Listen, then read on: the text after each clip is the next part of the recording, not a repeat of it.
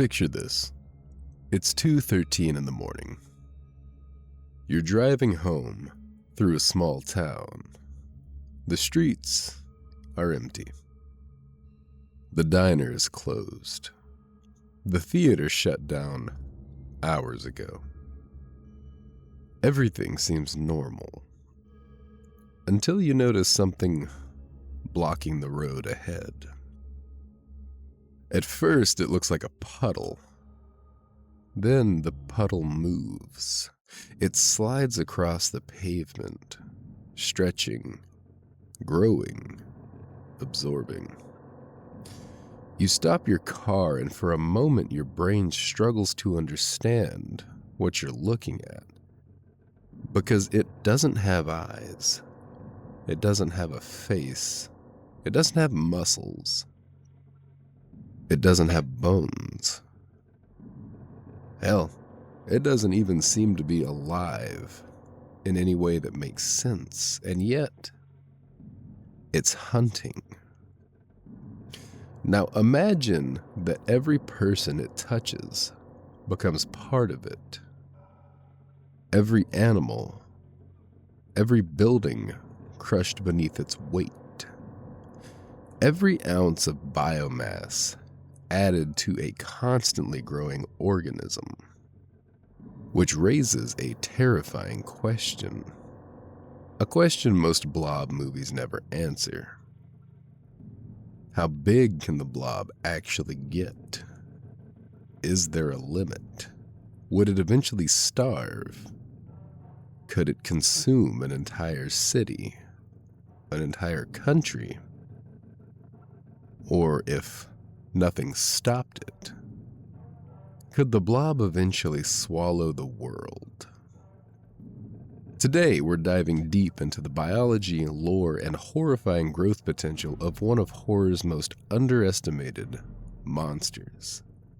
And by the end of the video, you'll probably never look at a puddle the same way again.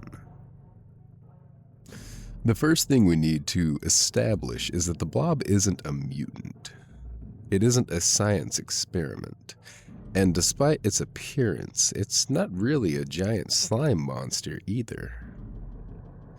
The blob is an extraterrestrial organism, an alien life form. Its origins vary slightly depending on which version of the story you're looking at. But one thing remains consistent. The blob didn't evolve on Earth.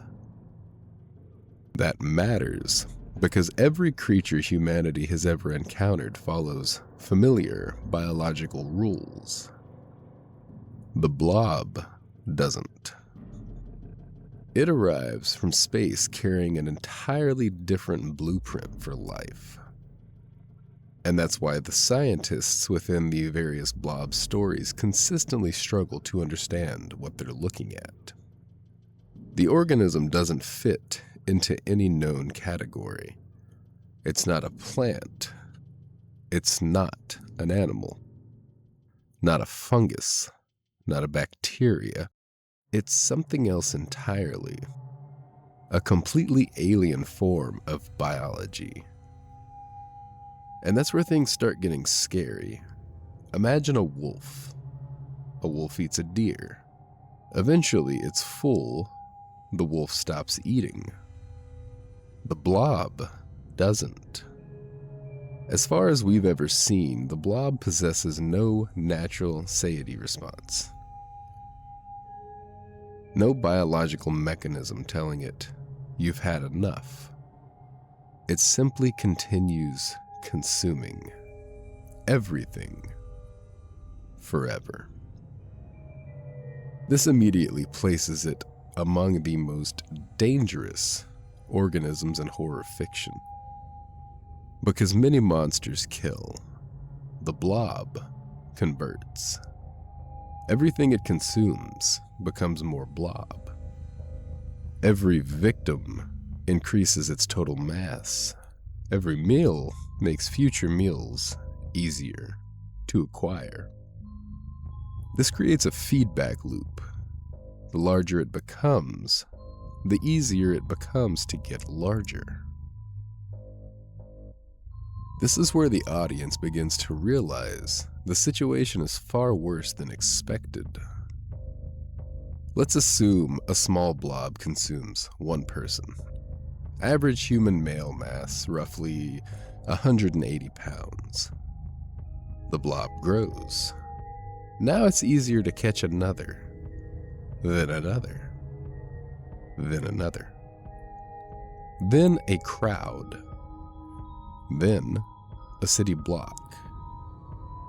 This is what biologists call exponential growth, and exponential growth is terrifying because it doesn't feel dangerous at first until suddenly it becomes unstoppable. The blob doesn't grow in a straight line. It grows like a snowball rolling downhill. Every second it survives increases its future potential growth. One of the most misunderstood aspects of the blob is durability. Most monsters have critical organs: a brain, a heart, a nervous system. Destroy those and the fight is over. The blob appears to have none of them. Shoot it, nothing happens. Stab it, nothing happens. Blow a hole through it.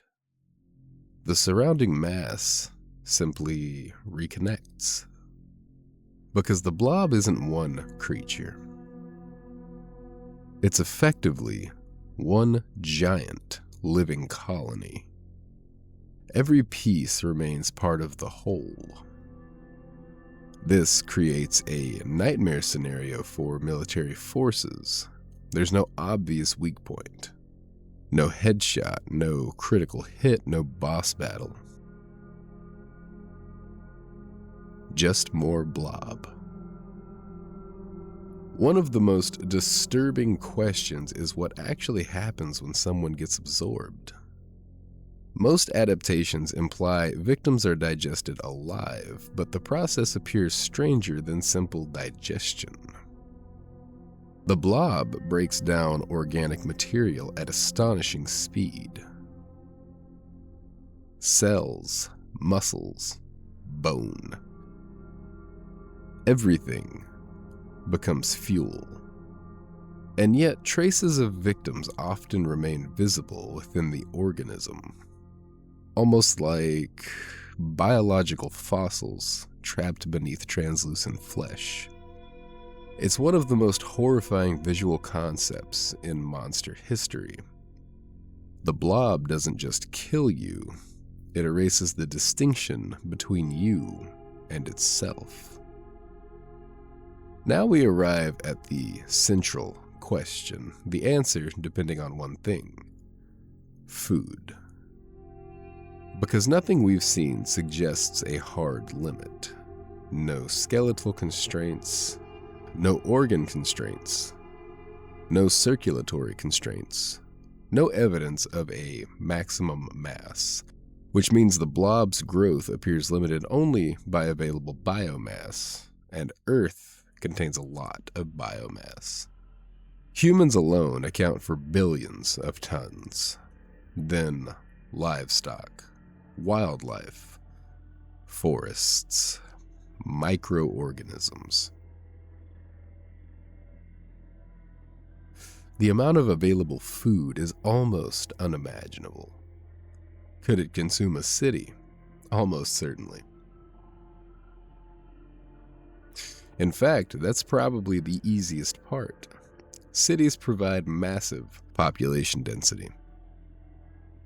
Transportation routes, sewers, underground access, continuous food sources. Cities aren't obstacles.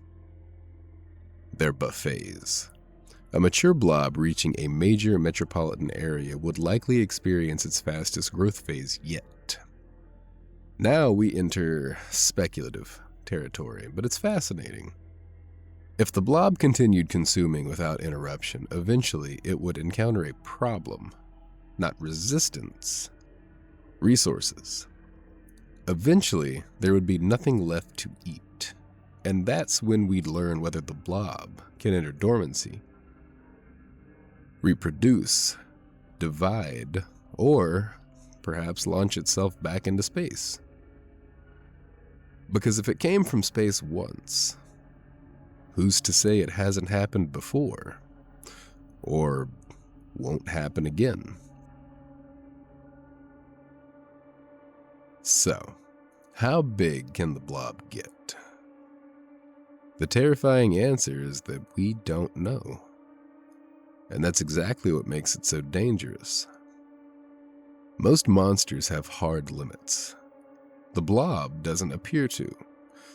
No maximum size, no natural predator, no visible lifespan. No biological requirement to stop feeding. Just endless growth, endless consumption, an organism whose solution to every problem is simple: become more blob. And perhaps that's why the blob remains one of the horror's most unsettling creatures. Not because it's fast, not because it's intelligent, not because it has claws or teeth, but because it represents a terrifying possibility. A life form with only one purpose: to grow, to consume, and to keep growing long after humanity is gone. Which means the real question to our answer may not be, how big can the blob get? The real question is, how long would it take before there was nothing left on Earth that wasn't blob? And honestly, that's a much scarier question.